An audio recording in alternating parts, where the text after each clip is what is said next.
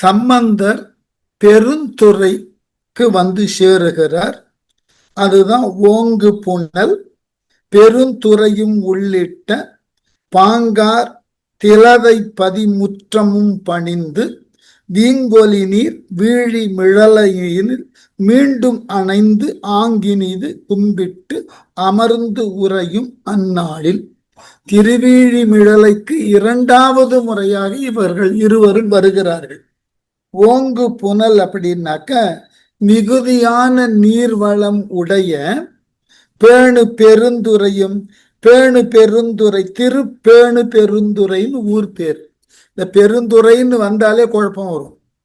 ஆனா பல இடங்கள்ல பெருந்துறைன்ற பேர் இருக்கிறத பார்க்கலாம்.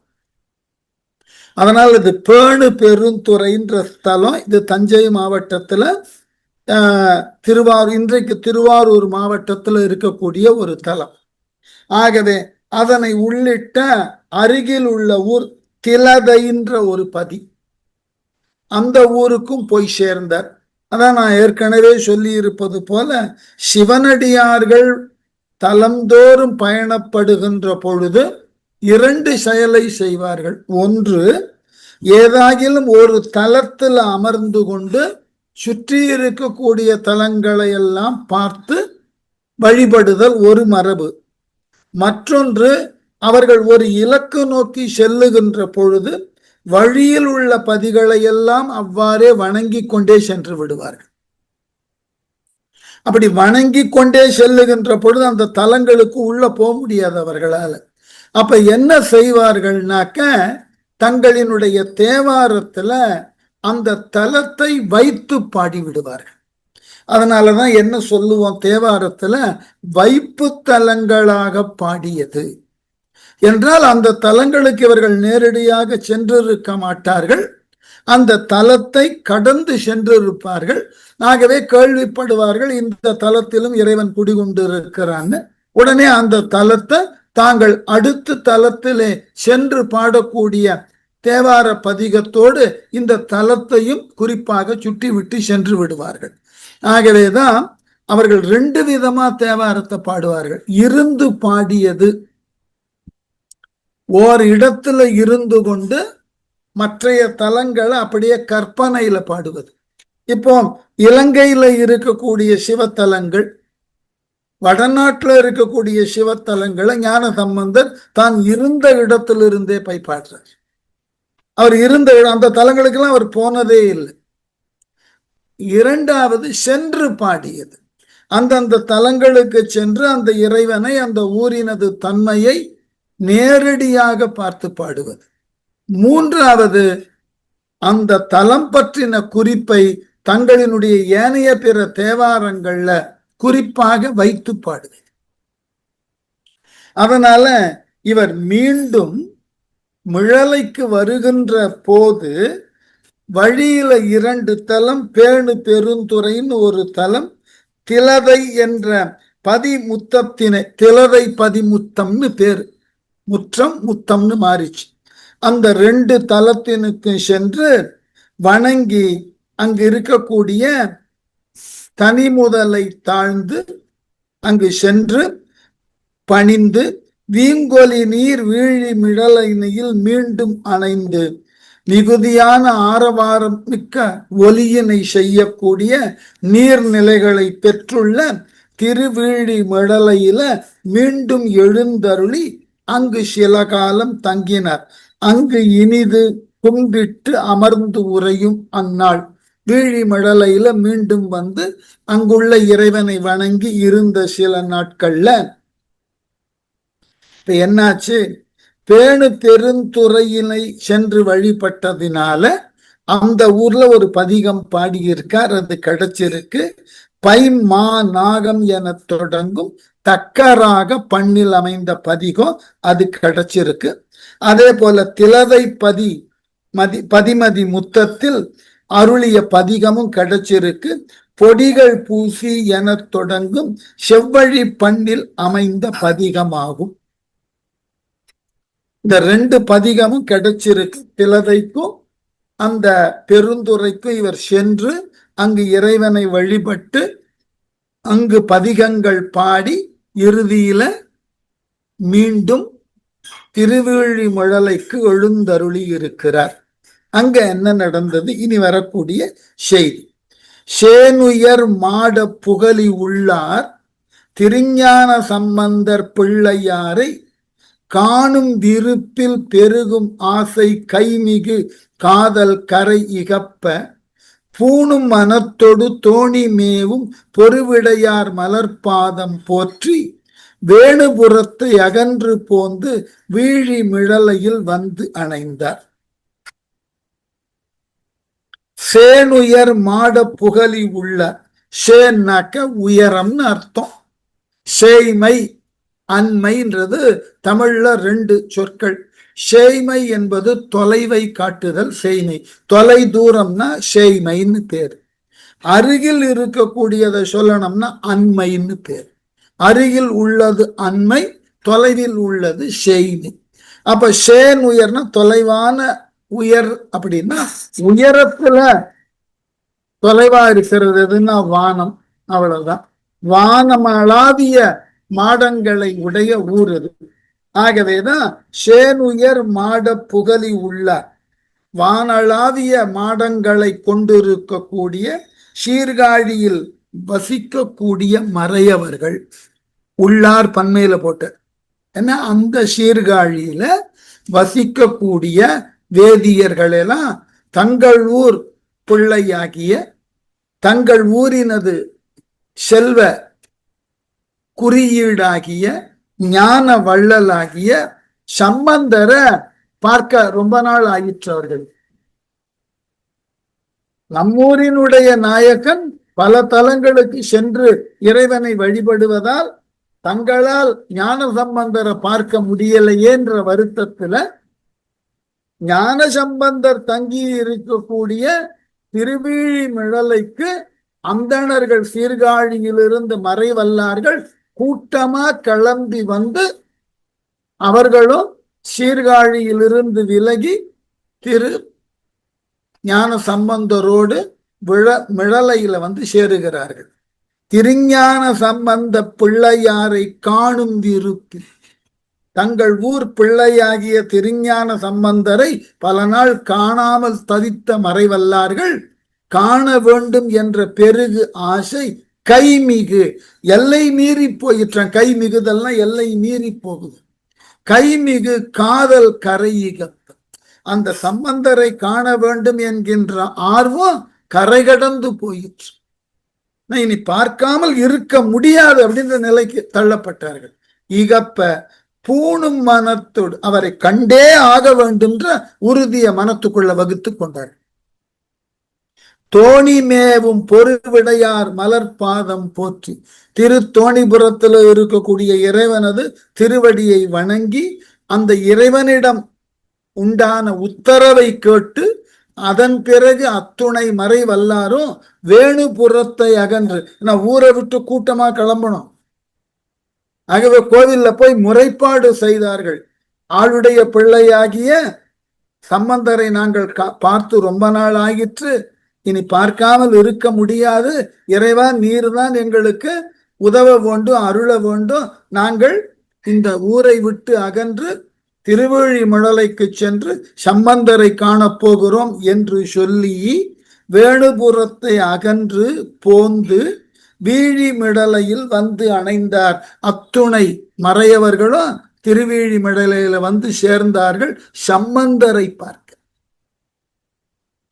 இதெல்லாம் உங்களுக்கு அண்மையில நான் வேடிக்கையா சொல்லணும்னாக்க, இந்த வயது ஒத்தவர்களுக்கு கொஞ்சம் அனுபவம் இருந்தால் அதை தெரிந்து கொள்ளலாம். அது பல பேருக்கு அந்த வாய்ப்பு கிடைத்திருக்கும் அல்லது கிடைக்காமலும் போயிருக்கும். பரமாச்சாரியார் வாழ்ந்த காலத்துல அவர் பல முறை அப்படியே கிளம்பி தேசாந்திரம் கிளம்பிடுவார்.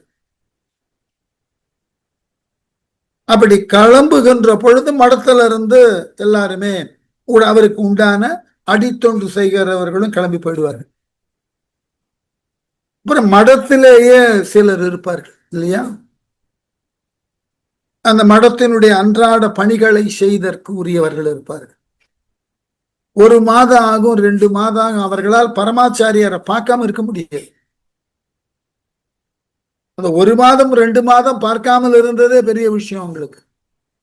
அதனால என்ன செய்வார்கள், தங்களுக்கு பதிலா வேறு யாரையாவது மடத்துல நித்திய கால பூஜைக்கு ஏற்பாடு பண்ணிட்டு இவர்கள் பரமாச்சாரியார் எங்கு அப்போது இருக்கிறாரோ அங்க பார்க்க போய்விடுவார்கள். இது மடத்துல நடக்கக்கூடிய நிகழ்வு. அதோட மட்டும் இல்லாமல் சில அன்பர்கள் மாதந்தோறும் அவரை சென்று பார்க்கக்கூடிய வழக்கத்தை வைத்திருப்பார்கள். மாதந்தோறும் சென்று பார்க்கக்கூடிய வழக்கம். இப்பவும் பல பேருக்கு அந்த வழக்கம் உண்டு. மடத்துக்கு போய் கொண்டு இருக்கிறார்கள். மாதம் அவருடைய ஜென்ம நட்சத்திரம் வருகிறது அல்லவா, அனுஷம். அந்த நட்சத்திரத்து அன்று மடத்துக்கு போய் அங்கு போய் பார்ப்பதுல அவர்களுக்கு ஒரு நிறைவு, அவ்வளவுதான். பரமாச்சாரியார் அங்கு இன்னமும் சூக்ஷமமாக இருந்து கொண்டு இருக்கிறார். ஆகவே போய் பார்ப்பதில் எல்லோருக்கும் ஆர்வம் போவார். அப்படிப்பட்ட பக்தர்கள் பரமாச்சாரியார் எங்கேயாவது வட இந்தியாவில் பயணித்து கொண்டிருந்தார்னா இவர்களுக்கு அங்கிருந்து, இன்றைக்கெல்லாம் வேடிக்கை என்னன்னா, இன்றைக்கெல்லாம் செல்லிட பேசி வந்துட்டது. அந்த காலத்துல நீங்க ட்ரங்கால் தான் போட முடியும், இல்லைன்னா தந்தி கொடுக்க முடியும். ஆகவே அங்கு இருக்கக்கூடிய சில அன்பர்கள், உடன் சென்ற அன்பர்கள் முறையாக செய்தியை பரிமாறிக்கொண்டு இருப்பார்கள். இன்று நாங்கள் இங்கிருந்து கிளம்புகிறோம், இந்த இடத்திற்கு செல்லுகிறோம், அங்கே இத்தனை நாள் தங்க போறோம், பரமாச்சாரியார் அப்படி உத்தரவிட்டு இருக்கிறார். அந்த மாதிரி தலங்களுக்கு இங்கிருந்து சென்று கூட்டமாக அவரை பார்த்து வழிபட்டு அவருடைய அருளை பெற்று வரக்கூடியவர்கள் நிறைய பேர் உண்டு. இன்னமும் சில பேர் என்ன செய்திருப்பார்கள், தங்கள் இல்லத்துல நடக்கக்கூடிய திருமணம் போன்றதாகிய நிகழ்ச்சிகளை அவர் முன்னிலையில நடத்தணுன்றதற்காக அவர் எங்கு பயணப்பட்டிருக்கிறாரோ அந்த இடத்துக்கு போய் அங்கு எத்தனை நாள் தங்குவார்னு தெரிந்து கொண்டு அந்த இடத்துல இந்த மாதிரி செய்தியை சொல்லி அவரிடம் உத்தரவு வாங்கி கொண்டு குடும்பத்தோடு அங்கு சென்று அந்த திருமணத்தை அவர் ஆசியுடன் நிகழ்த்தியவர்கள் ஏராளம். இது தொடர்ந்து, இது ஏனென்றால் துறவியர்கள் மீது வைத்திருக்கக்கூடிய நம்பிக்கையும் ஈடுபாடு பெரிய விஷயம். அது நீங்கள் உங்களுக்கு உரியதாகிய துறவு நெறியில நின்று அதன் அடிப்படையிலேயே உங்கள் வாழ்க்கையை நீங்கள் நடத்துபவராக இருந்தால் உங்களை காணுதற்கு மக்கள் தாமாக முன் வருவார். அதுதான் துறவினது உன்னத அழகு. போல இங்க ஞானசம்பந்தர் துறவியான்னா அவருக்கு இன்னும் திருமணத்திற்கு உண்டான ஏற்பாடு நடக்காத வரைக்கும் தலந்தோறும் சென்று இறைவனை பாடுதலும் பரவுதலும் வழிபடுதலும் தான் டியூஸ்டே மார்னிங். அதுதான் அன்றைய வழக்கம்.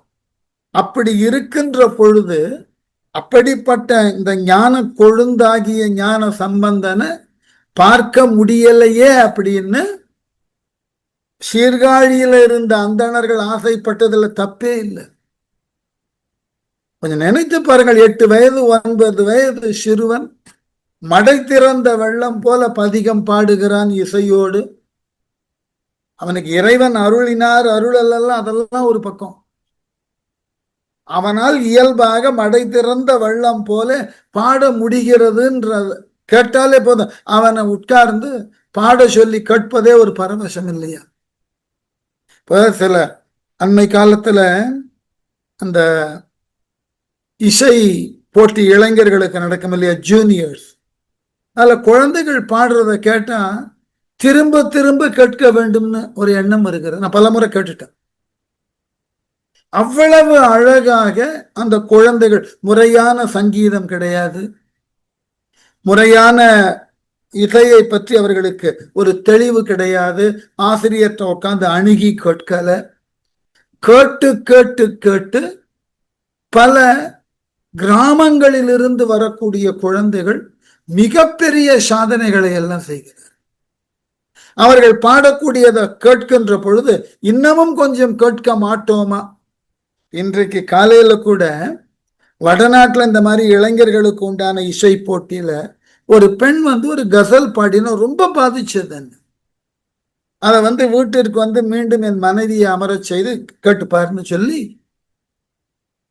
அவ்வளவு அழகா இருந்தது. காரணம் இதுதான், யாரோ ஒருவர் பாடின பாட்டு, முன்பின் தெரியாதவர் அவர் பாடின பாட்டையே மீண்டும் கேட்க வேண்டும்னு ஆவல் தூண்டுகிறது என்றால் யோசிச்சு பாருங்க. அவர்கள் ஊர் பிள்ளை ஞானசம்பந்தர் இறையருள் பெற்று அந்த ஊர்ல பல பதிகங்கள் பாடி இருக்க. அவரை பார்க்கவில்லை என்றால் கொஞ்சம் அப்படி புராணத்துக்கு ஓட்டுங்க.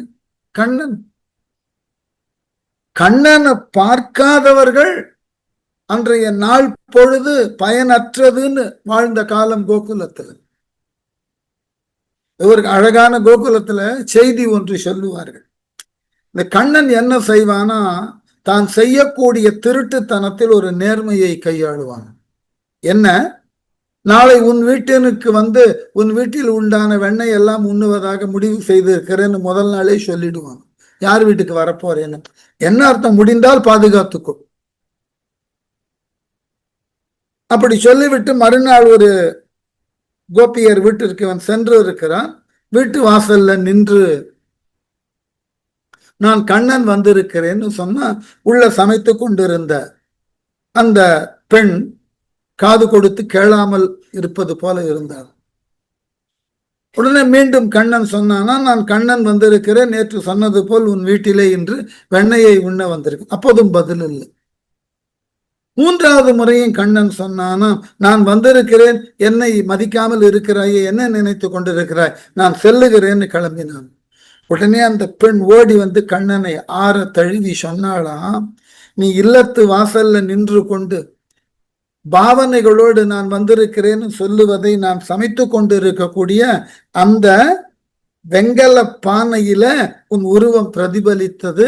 உன் முக அழகில், உன் முகத்தில் தெரியக்கூடிய குறும்பில் மயங்கி நீ எவ்வாறு எல்லாம் குறும்பினை காட்டுகிறாய் என்று பார்த்து பரவசப்பட்டு கொண்டிருந்தேன். கண்ணா, உன்னை தவிர்க்க வேண்டும் என்பது எனக்கு எண்ணமில்லை என்று சொல்லி கண்ணனை அழைத்து வேணுங்கிற வெண்ணையை உண்டுகள் அப்படின்னா. இதுதான் அந்த குழந்தைக்கு இருக்கக்கூடிய ஒரு மிகப்பெரியதாகிய வரவேற்பு. அதுவும் கொஞ்சம் குழந்தை எது பேசினாலும் அழகுதான். ஞானசம்பந்தர் மாதிரி பொருளோடு இசையோடு இறைவனினது புனிதத்தை புரிந்து கொள்ளக்கூடிய வகையில பதிகம் பாடினார்னா யாருக்கு தான் பிடிக்காது. அதனால அந்த ஊர்ல இருக்கிற வேதியர்களுக்கு ரொம்ப நாள் ஆச்சு நம்ம ஊர் பிள்ளையை பார்த்து ஊரே கிளம்பி மழலைக்குள்ள வந்தது. வர்றதுக்கு முன்னாடி சீர்காழியில் உள்ள இறைவன் கிட்ட முறையீடு செய்து விட்டு வந்திருக்கிறார்கள். ஊழி முடிவில் உயர்ந்த வெள்ளத்து ஓங்கிய காழி உயர் பதியில் வாழி மறையவர் தாங்களெல்லாம் மருங்கணைந்தார்கள் என வீழி மிழலையின் வேதியர்கள் கேட்டு மெஞ்ஞானம் உண்டாரை முன்னா ஏழிதை சூழ் மறை எய்த ஓதி எதிர்கொள் முறைமையில் கொண்டு புக்க. என்ன அன்றைக்கு இதான் நான் எதற்கு இந்த பகுதியை படிக்கிறோம்னா, ஞானசம்பந்தர் பெருமையை சொல்லுதல் ஒரு பக்கம், சேக்கிழார் ஊடாகவே என்ன சொல்லுகிறார்னு பாருங்க. அவ்வாறு சீர்காழியிலிருந்து வரக்கூடிய வேதியர்களை எவ்வாறு மிழலையில் உள்ளவர்கள் எதிர்கொண்டு அழைத்தார்கள். இதெல்லாம் அன்றைய காலத்து பண்பாடு. அதெல்லாம் மெல்ல நாம இழந்திருக்கிறோம்ன்றதை நினைவுபடுத்துவதற்கு தான் இதெல்லாம். அன்றைக்கு இருந்த ஒரு சமூக வழக்கங்கள் இன்று மெல்ல மெல்ல வழக்கொழிந்து போயின என்பது வருத்தத்திற்குரிய விஷயம். ஊரே திரண்டு வருகிறதுன்னு சொன்னாக்க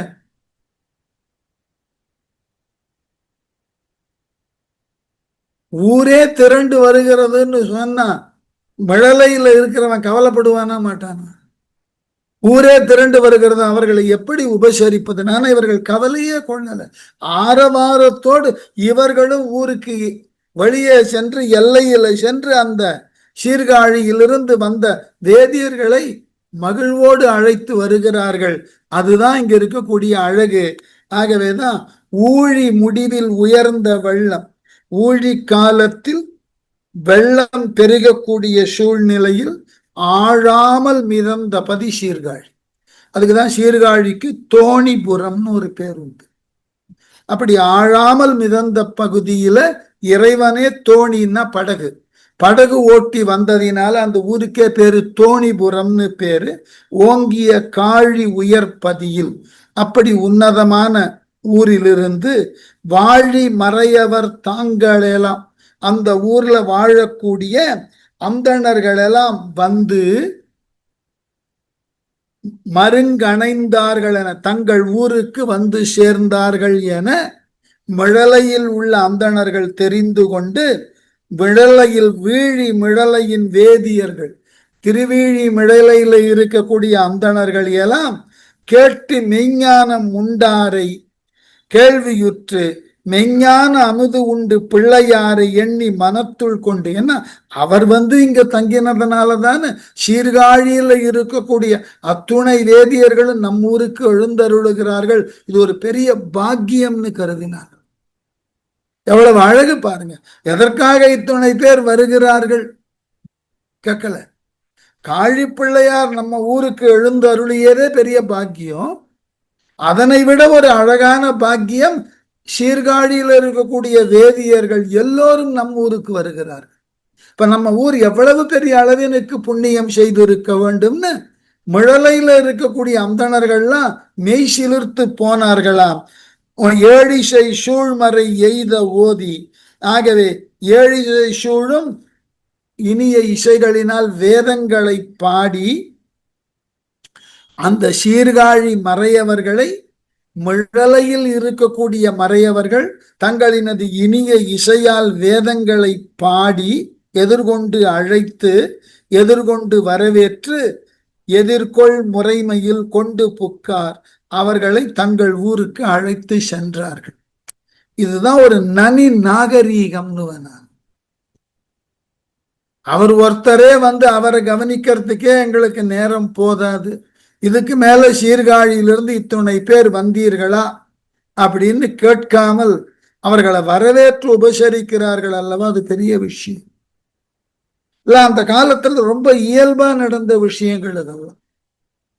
யார் வந்தாலும் வரவேற்றல், அந்தந்த நேரத்திற்கு உரிய அளவு தேவையான உணவை உடனாக அந்த ஊர்ல இருக்கிறவர்கள் எல்லாம் முயன்று ஒன்று சேர்ந்து ஆக்கி கொடுத்தல், இதெல்லாம் அந்த கால மக்களினுடைய அன்றாட வாழ்க்கை முறை. இன்னைக்கு அதெல்லாம் நம்ம கிட்ட கிடையவே கிடையாது. நாம என்ன சொல்றோம், வருவதாக இருந்தால் சொல்லிவிட்டு வாருங்கள், முதல் வார்த்தை.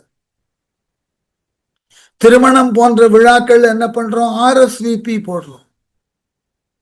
நீ வருவதாக இருந்தால் முன்னே சொல்லிவிட்டு வா, அப்போதான் உனக்கு உணவு. நீ சொல்லாமல் வந்தாய் என்றால் உனக்கு உணவு கிடையாது. ஏனென்றால் எத்துணை பேர் வருகிறார்களோ அத்துணை பெயருக்கு மட்டும் அளவாக உணவு தயாரிக்கப்படுகிறது. இதெல்லாம் இன்றைய கால நாகரீகங்கள். பண்டைய காலத்தில் அதெல்லாம் கிடையவே கிடையாது. விளக்கு வைத்ததன் பிறகு நீங்கள் உங்களினுடைய வழிப்பயணத்தை தொடர முடியாமல் போயிற்று என்றால் யார் வீட்டிலையும் போய் உணவு கேட்கிறது. கேட்பதை யாரும் இழிவானதாக எண்ணியதும் இல்லை.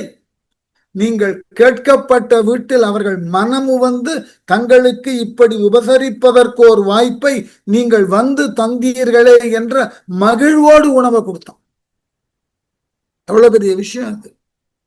நான் உரிய அறத்தை செய்வதற்கு நீர் எமக்கு வாய்ப்பளித்தீரே என்று வந்தவரை வரவேற்று உணவு நிறைவோடு அளிச்சு. இன்றைக்கெல்லாம் கற்பனை கூட பண்ண முடியாது. இதெல்லாம் சொன்னா நிஜமாவே இப்படியெல்லாம் நடந்ததான்னு கேட்பார். இப்படியெல்லாம் ஊர் மக்கள் இருந்தார்களா? வந்தவர்களுக்கெல்லாம் உணவளித்தார்களா? தங்குதற்கு இடம் தந்தார்களா? இப்படியெல்லாம் மக்கள் இருந்தார்களா? வேடிக்கையாக நடைமுறையில நடந்த விஷயம் இது. என் தந்தையார் சொல்லி அவர் நேரில் பார்த்தது. பொள்ளாச்சியில மிகப்பெரிய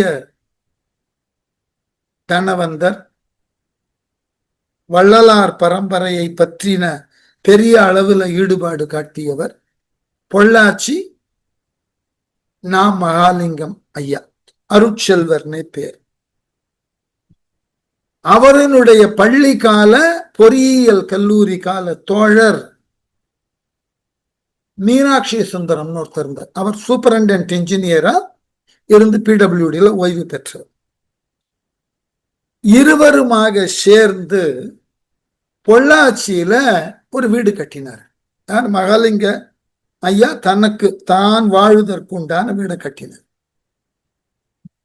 இன்னமும் அந்த வீடு இருக்கு, சத்திய நிலையம்னு தான் பேரு. அந்த வீட்டை கட்டிட்டு அப்ப பொள்ளாச்சி மகாலிங்கம் ஐயா அவர்களின் தந்தையார் வேற இருந்தார், நாச்சிமுத்து கவுண்டர்னு பேர். இந்த வீடெல்லாம் கட்டி முடிச்ச உடனே இருவருமாக சேர்ந்து மீனாட்சி சுந்தரமும் மகாலிங்க ஐயாவும் சேர்ந்து தந்தையாரிடம் போய் வீடு கட்டியிருக்கேன், நீங்க வரணும். வீட்டை வந்து பார்த்தது. பார்த்தோன்னா ஒரு கடுமையான கோபம். என்ன வீடு கட்டி இருக்கிறீர்கள்? இந்த இருவருக்கும் கொஞ்சம் கவலை, அச்சம். ரெண்டு பேரும் பொறியியல் துறையில ஆளுமை உடையவர்கள். ஆனால் அவர்கள் பொறியியல் அறிவை கொண்டு மிக அழகாக கட்டப்பட்ட வீடு. தந்தையாருக்கு என்ன கோபம்னா, இப்படி வீடு கட்டி இருக்கிறீர்களே, யாரேனும் வழிபோக்கர்களாக வந்தால் அவர்கள் வந்து அமர்ந்து ஓய்வெடுப்பதற்கு திண்ணையே இல்லாம வீடு கட்டியிருக்கீங்க. என்ன சிந்தனைன்னு பாரு. திண்ணையே இல்லாம வீட கட்டியிருக்கீங்க. என்ன வீடு இது? வீதியில வர்றவன் யாருன்னா கொஞ்சம் ஓய்வு எடுக்கணும், வெயில் தாங்கல அப்படின்னா கொஞ்சம் ஓய்வு எடுக்கிறதுக்கு வந்து அமர்ந்து சிரம பரிகாரம் பண்ணிக்கிறதுக்கு ஒரு திண்ணை வேண்டாமா வீட்டு வாசல்ல? என்ன படிச்சீங்க? இதுதான் அந்த கால மக்களின் சிந்தனை. வீடு என்பது நாம மட்டும் வசிக்கிறதுக்கு இல்ல, அந்த வழியா போகிறவர்கள் கொஞ்சம் ஓய்வு எடுக்கணும்னா வந்து உட்கார்றதுக்கு ஒரு இடம் வேணும். அப்படி யாரேனும் வந்து உட்கார்ந்தத உள்ள இருக்கிறவர் கொஞ்சம் கால தாமதமா வந்து பார்த்தாலும் இன்முகத்தோட, வாங்கையா உட்கார்ந்துருக்கீங்களா, சரி நல்லது, ஏதாவது தாக சாந்திக்கு வேணுமா, அல்ல குடிப்பதற்கு ஏதாவது நீர் வேணுமா, கொண்டு வந்து கேட்க மாட்டாலும் கொடுத்துருவாங்க. ஒரு சொம்புல தண்ணீர் கொண்டு வந்து வைப்பாரு, வேணும்னா குடிங்க. நீங்க அந்த நீரை குடிச்சிட்டீங்கன்னா அடுத்த கேள்வி வரும், எப்ப சாப்பிட்டீங்க, ஏதாவது சாப்பிடுறதுக்கு தரட்டுமா கேட்பார்கள். இந்த மாதிரி வழக்கம் எல்லாம் எழுந்திருக்கும். வள்ளுவன் சொன்னா இல்லையா? இல்லைன்னா சமூகத்துல இல்லாதத வள்ளுவனால சொல்ல முடியுமா? செல்விருந்து ஓம்பி வருவிருந்து பார்த்திருப்பான்னு எழுதினான்ல வள்ளுவன். தன் வீட்டிலே விருந்து உண்டு சென்றவர்களை வாயார மனதார வாழ்த்தி அனுப்பிச்சுட்டு இனி வரக்கூடிய விருந்தினர்களுக்காக எதிர்பார்ப்போடு காத்திருக்கிறானே, அவன் எவ்வளவு பெரியவன். அப்படிப்பட்டவன் நல்விருந்து வானத்தவர்க்கு. இந்த மனோநிலையெல்லாம் ஏன் இழந்தோம்னே புரியல. இது ஒரு அழகான வாழ்க்கை முறை. அதான் நான் ரொம்ப சனாதன தர்மம்ன்றத நீங்க என்னென்னமோ யார் யாரோ தெய்வீகத்தோட சொல்லி குழப்பி இல்லை. சக மனிதனை மனிதனாக பார்த்து அவனுக்கு உரியன என்ன என்பதை அவன் கேளாமலேயே இயன்ற வரைக்கும் ஒருவருக்கு ஒருவர் உதவுதல் சனாதனம். இதுதான் அடிப்படை. இது தவறு என்று யாரேனும் சொன்னால் அப்படிப்பட்ட ஞானிகளை நாம என்ன சொல்றது?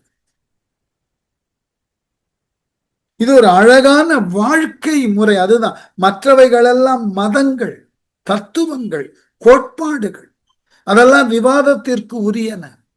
ஆனால் இது வாழ்க்கை முறை. சனாதனம் என்பது வாழ்க்கை முறை. நான் எவ்வாறு வாழுகிறேன் என்கின்ற பொழுது நான் வாழுங்காலத்து நான் எவ்வாறு பிறருக்கு பயனுள்ளவனாய், பிறரால் செய்யப்படக்கூடிய செயல்களை நான் எவ்வாறு ஏற்று அதற்கு ஏற்றாற்போல் என்னை தகமைத்துக் கொள்வது என்ற சிந்தனைக்கு உட்பட்டு வாழுதல் சனாதனம். இந்த கோட்பாடே இன்றைக்கு வழக்கத்தை விட்டு போயிற்று. இதெல்லாம் மதங்களுக்கும் தத்துவங்களுக்கும் அப்பாற்பட்டு மனிதனை மனிதனாக பார்த்து உரியன செய்தற்கு உரியதாகிய வாழ்க்கை முறை இது. இதற்கு யாரும் நூலெல்லாம் எழுதல, இதற்கு யாரும் ப்ரொசீடிங்ஸ் போட்டு கொடுக்கல. மனிதனை மனிதனா எனக்கு பசிக்குதா, சரி, இதே நேரத்துல நீ வந்தா உனக்கும் பசிக்கும், அவ்வளவுதான். நான் மதியம் 12:30 மணிக்கு என்னுடைய பசிக்கு உணவு உண்ணுகிறேன்னா, அப்ப யாரேனும் வந்தால் நான் உணவு உண்ணக்கூடிய நேரம் எனக்கு பசிக்கும், அது போல வந்த உனக்கும் பசிக்கும், ஏதாவது சாப்பிடும். அவன் கேட்கவே வேண்டாம். இது சனாதனம், இதை உணருது. அதனால இந்த அந்தணர்கள் எல்லாம் சீர்காழியிலிருந்து கூட்டமா வந்ததை பார்த்த உடனே மிழலையில இருக்கிறவங்களுக்கு மகிழ்ச்சி.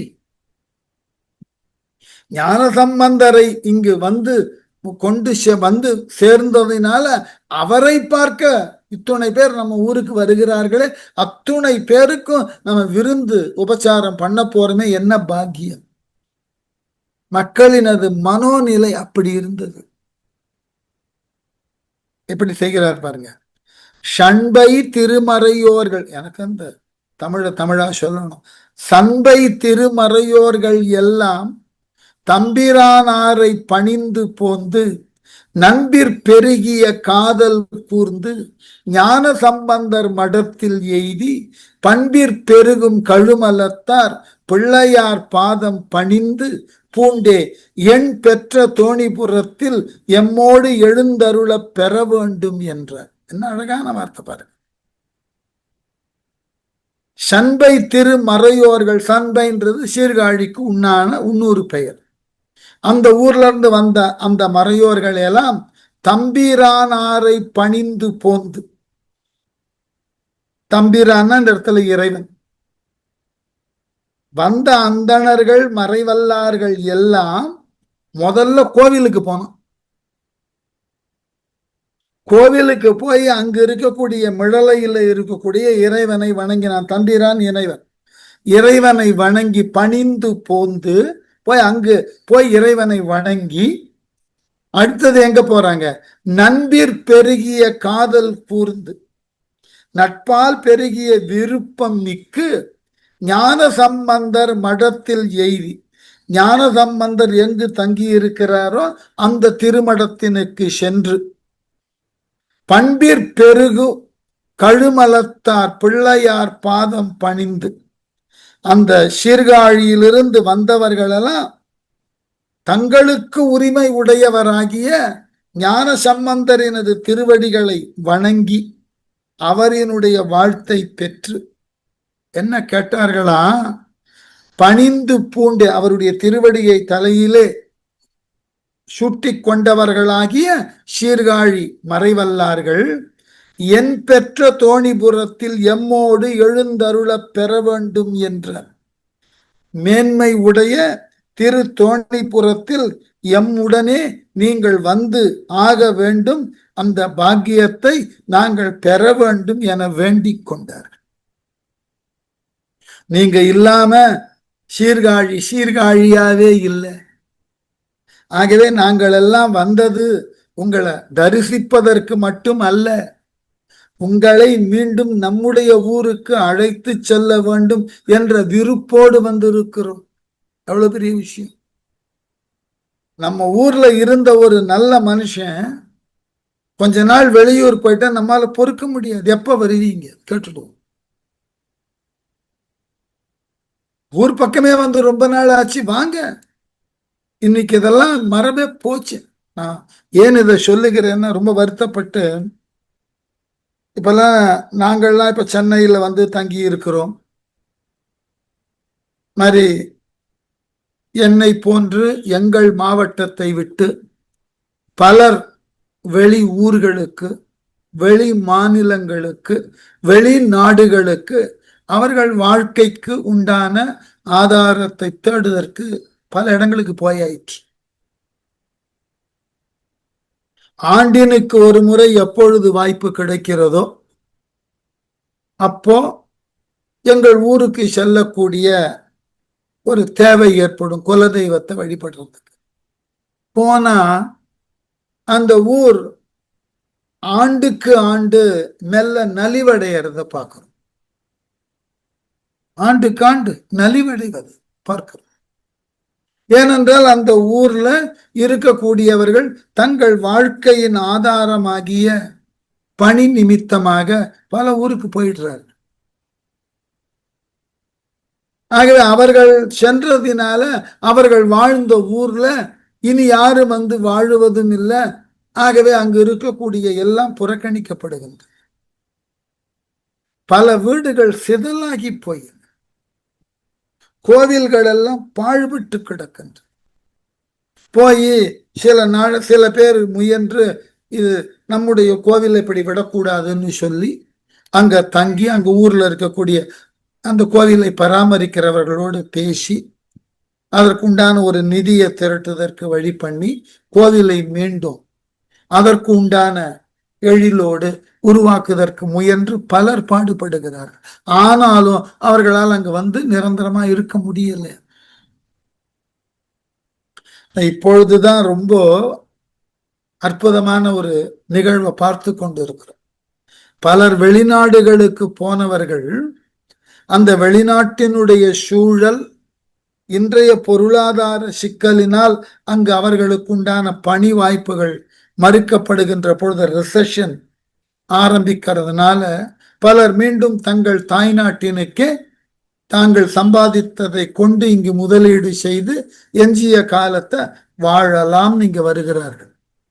பலர் அப்படி வந்து தங்கினவர்கள் எனக்கு தெரியும், இன்னமும் வந்து கொண்டு இருக்கிறார்.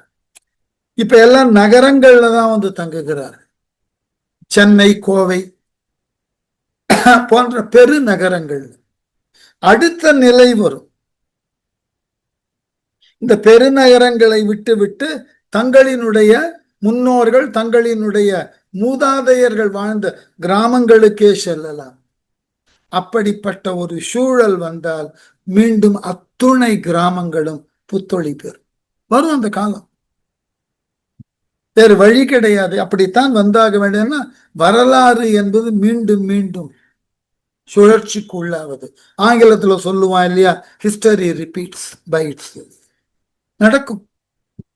மீண்டும் இந்த கிராமங்கள்ல செழிப்பு தோன்றும். இப்ப நீங்க பார்க்கலாம், இந்த ஒரு மிகப்பெரிய கணிப்பொறி துறையினுடைய ஒரு முன்னோடியான நிறுவனம் தன்னுடைய அலுவலகத்தையே கிராமத்துக்கு கொண்டு போயிடுச்சு. அதனுடைய நிர்வாகி கிராமத்துல வேம்புன்னு பேர். அந்த நிர்வாகத்துல கிராமத்தை அவருடைய மூல அந்த கிராமத்தை மிகப்பெரிய செழிப்பான நிலமாக மாற்றி விவசாயத்தையும் கெடுக்காமல் கணிப்பொறி துறையையும் அங்க கொண்டு போய் சேர்த்து, அதனோடு மட்டுமில்லாமல் அவருடைய கணிப்பொறி அலுவலகத்துல பணியாற்றக்கூடிய பல இளைஞர்கள் இளைஞிகள் அங்க இருக்கக்கூடிய சுற்று வட்டாரத்தில் இருக்கக்கூடிய பள்ளிகளுக்கு போய் 1 மணி நேரம் பாடம் வேற எடுக்கணும்.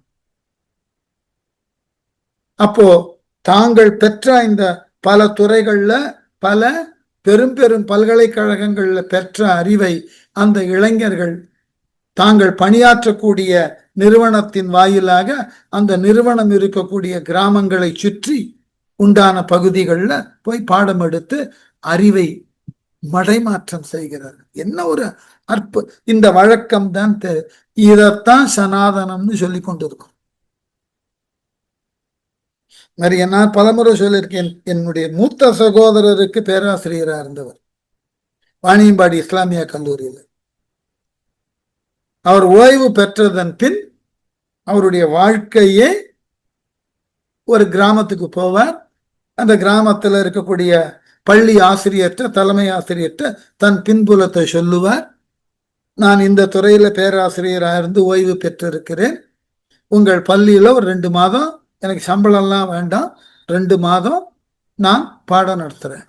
இளம் சிறார்களுக்கு அறிவியலையும் கணிதத்தையும் எளிமையாக புரிந்து கொள்ளக்கூடிய வகையில பாடம் நடத்துறேன்னு அவர்களுக்கு ஆசை. ஏன்னா பல கிராமங்கள்ல போதிய ஆசிரியர்கள் இல்லை. அதனால இவர் போனவொடனே அவருக்கு தங்கறதுக்கு ஒரு இடம் கொடுக்கறது பெரிய விஷயம் இல்லை. தங்கள் பிள்ளைகளுக்கு இப்படி ஒருவர் வந்து பாடம் சொல்லி கொடுக்கிறாருன்னு ஊர் மக்களே அவருக்கு தேவையான உணவுப் பொருள் இல்லை முடிந்தால் உணவையே கூட கொண்டு வந்து கொடுத்துருவார். 2 மாதம் இருந்து அந்த கணிதத்திலும் அந்த கணிதத்தை எவ்வாறு புரிந்து கொள்வது, அறிவியலை எவ்வாறு புரிந்து கொள்ளுதல் என்ற அடிப்படையான அறிவை சொல்லி அதுல ஆர்வத்தை தூண்டிட்டு அடுத்த வில்லேஜுக்கு போயிடுவார். ஒரு அழகான வாழ்க்கை. ரொம்ப சொல்வார், எனக்கு ரொம்ப சம்மர் வெக்கேஷன்ல என்னுடைய ஊருக்கு போயிடுது, அவருடைய குடும்பம் இருக்கிற ஊருக்கு போயிடுவார். எனக்கு அப்ப இந்த 10 மாதத்துல 5 ஊருக்கு போயிட்டு அங்க இருக்கக்கூடிய குழந்தைகளுக்கெல்லாம் பயனுள்ள வகையில் என் ஓய்வு பணி. அவரை பார்த்த பொழுது வந்திருந்தார், என் சகோதரர் வந்து அவரை தேடி வீட்டுக்கு கூட்டின்னு வந்திருந்தார். இந்த மாதிரி செய்யறேன்னு சொன்ன போது உண்மையிலேயே சொல்ற, முதல்ல எனக்கு அழுக வந்தது, அழச்செய்தி. இப்படியெல்லாம் இந்த காலத்துல மனிதர்கள் இருக்கிறார்கள். அதுதான் இன்றைக்கும் உலகம் ஏதோ பெருமளவிலே கெடாமல் இயங்கி கொண்டிருக்கிறது. அவர் பேராசிரியரா இருந்து ஓய்வு பெற்று ரொம்ப இயல்பா வீட்டுக்குள்ள ஏதாவது ஒரு விதத்துல பயனுள்ள நேரத்துல வீட்டை செலவு பண்ண முடியும். ஆனால் இல்ல, அடுத்த தலைமுறைகள் பயனுள்ளதாக இந்த சமூகத்தில் இருக்கணும். அதற்கு நாம் கற்ற கல்வி உதவணும். என்ன ஒரு அற்புதமான சிந்தனை இதுதான். இப்ப இதேதான் நாம் இன்றைக்கு நடைமுறையில பார்க்கிற. இதுக்கெல்லாம் எங்கிருந்து முன்னோடிகள்?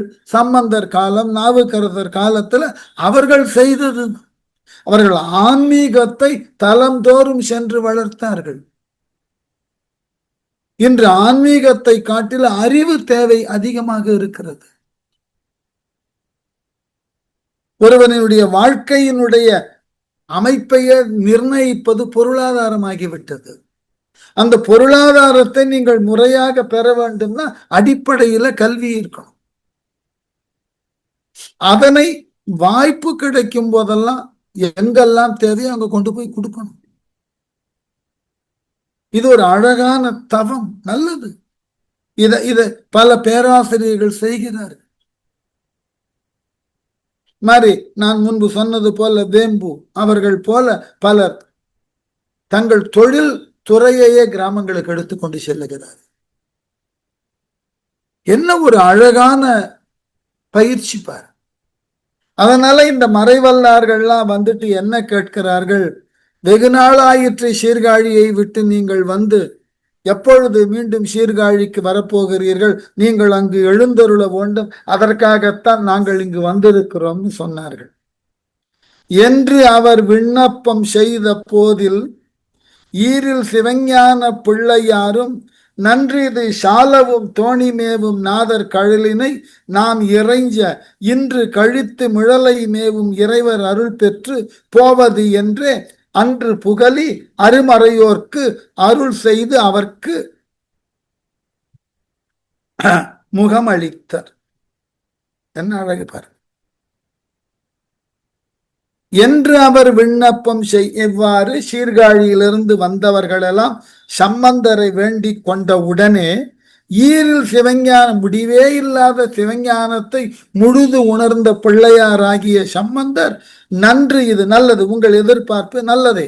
சாலவும் தோணி மேவும் நாதர் கழலினை நான் இறைஞ்ச, திருத்தோணிபுரத்துல எழுந்தருளி இருக்கக்கூடிய இறைவனது திருவடிகளை நாமும் வணங்குதற்கு இன்று கழிந்து நாளை திருவீழி மிழலையில இறைவனிடம் விடை பெற்று கொண்டு செல்லலாம்.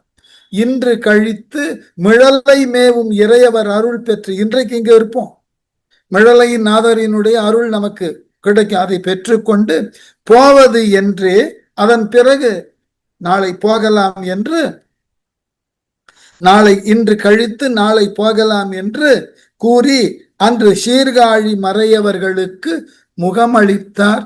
முகமளித்தல் அருள் சொன்னார். நீங்கள் சொல்லுவதை நான் ஏற்கொள்ளுகிறேன், நாளை செல்லுவோம், இன்று இங்கேயே தங்குங்கள். மேற்பட்ட அந்தணர் சண்பை மேவும் வேதியர்க்கு ஆய விருந்தளிப்ப பார்ப்பட்ட சிந்தையராய் மகிழ்ந்து பரம்பொருளானார் தமை பரவும் சீர்பட்ட எல்லை இனிது செல்ல திருத்தோணி மேவிய செல்வர் தாமே காற்பட்ட வன்கை கவுனியர்க்கு கனவிடை முன் நின்று அருள் செய்கின்றார். ஏன் திருவீழிமிழலையில பின்னர் ஞான சம்பந்தரும் நாவுக்கரசரும் பஞ்சம் போக்குதற்கு வந்தார்கள்னா, சீர்காழியிலிருந்து வந்த அத்துணை மறையவர்களுக்கும் மிழலையில இருந்தவர்கள் விருந்தளித்திருக்கிறார்கள். தங்களுக்கு விருந்தளித்த ஒரு ஊர் வறுமையில் வாடுகிறது, பஞ்சத்தில் உழலுகிறதுன்ற பொழுது மனது பொறுக்கல் அடியவருக்கு சம்பந்தருக்கு. ஆகவே பின்னாளில் அந்த ஊரில் தங்கி மக்கள் பஞ்சத்தை போக்கினார். ஒரு காலத்தில் எங்கள் அனைவருக்கும் உணவு அளித்த ஊர், அந்த ஊர்ல இப்பொழுது வறுமைன்னா அதை நாம் தான் போக்க வேண்டும். என்ன ஒரு அழகான சிந்தனைன்னு பாருங்க. அதனால மேற்பட்ட அந்தணர், மேன்மை உடைய அந்தணராகிய சம்பந்தர், ஷண்பை மேவும் வேதியர்க்கு ஆயும். அந்த திருவிழிமிழலையில் இருக்கிற அந்தணர்கள், சீர்காழியிலிருந்து வந்த அந்தணர்களுக்கு, வேதியர்களுக்கு ஆய விருந்தளிப்ப உரிய முறையான விருந்தினை தயாரித்து கொடுத்தார்கள். பார்ப்பட்ட சிந்தையராய் மகிழ்ந்து அவ்வாறு இந்த மிழலையில இருக்கக்கூடியவர்கள் கொடுத்த விருந்தினை வந்த சீர்காழி வேதியர்கள் உண்டு மகிழ்ந்து, சிந்தையராய் மகிழ்ந்து பரம்பொருளானார் தமை பரவும்.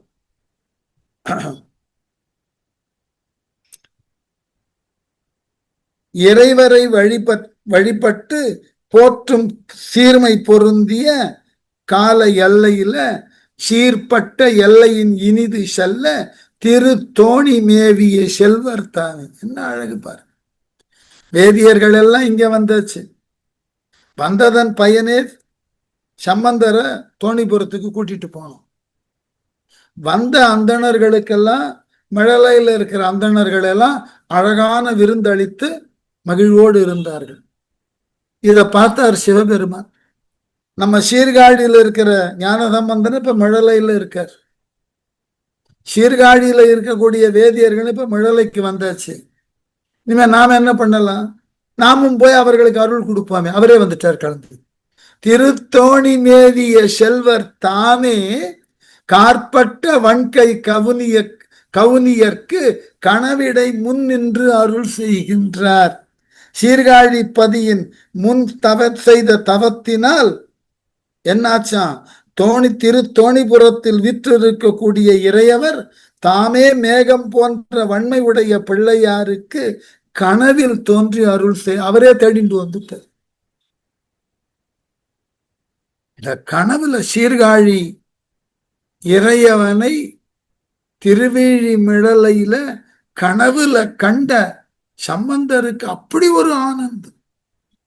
இறைவன் எவ்வளவு கருணை உடையவன். நாளை கிளம்பி அங்க அவனை போய் பார்க்கலாம்னு இருந்தா இன்றே கிளம்பி அவன் என் கனவிலே வந்து அருள் செய்தான். எவ்வளவு பெரிய பாக்கியம். ஆகவே தோணியில் நாம் அங்கிருந்த வண்ணம் தூமரை வீழி மிழலை தன்னுள் சேனுயிர் விண்ணின்று இழிந்த இந்த சீர்கொள் விமானத்து காட்டுகின்றோம் பேணும்படியால் அரிதி என்று பெயர்த்து அருள் செய்ய பெருந்தவங்கள் வேணு புறத்தவர் செய்ய வந்தார் விரவும் புலகத்தோடும் உணர்ந்தார். இதை படிக்கும் போதே ஒரு ஆனந்தம். சிவபெருமான் என்ன அருள் பண்றாரா? மிழலையினுடைய கோவில்லையே உனக்கு நான் காட்சி கொடுக்கிறேன். எப்படியா? தோணியில் நாம் அங்கிருந்த வண்ணம், தோணிபுரமாகிய சீர்காழியில நான் என்ன அடிப்படையில் காட்சி தருகிறேனோ அந்த காட்சி வடிவிலேயே தோணிபுரத்துல இருக்கிற மாதிரியே மழலையில உனக்கு காட்சி தர. குழப்பமே இருக்காது உனக்கு.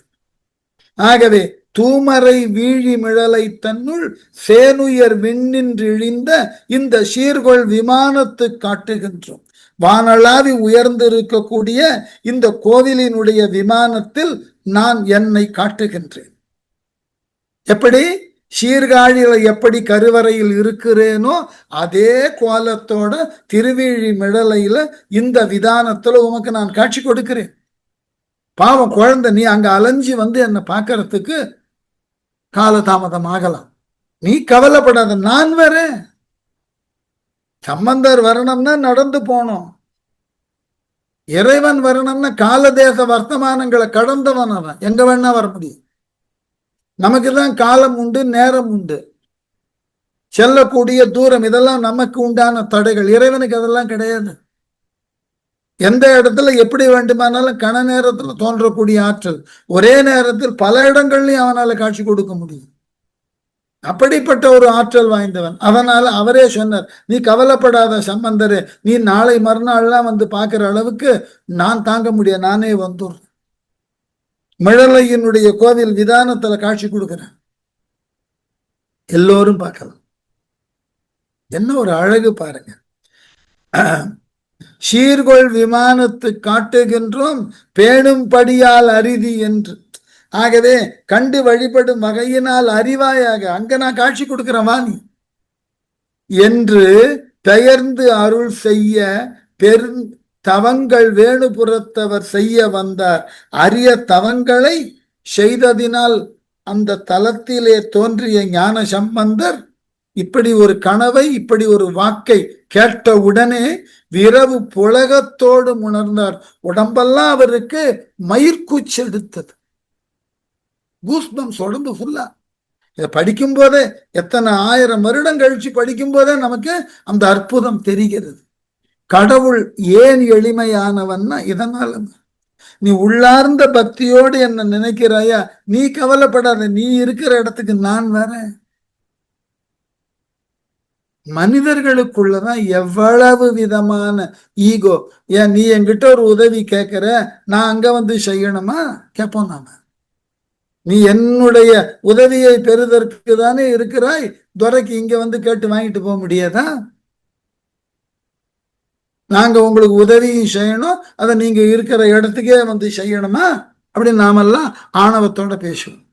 கடவுள் பாருங்க, சம்பந்தருக்கும் அந்த மறையவருக்கும் சீர்காழியில இருக்கக்கூடிய நான் அந்த தோற்றத்தோடையே உனக்கு மழலையில காட்சி தரேனே அப்படின்னு கடவுளே முன் வரும். அதனால்தான் அவன் கடவுள்.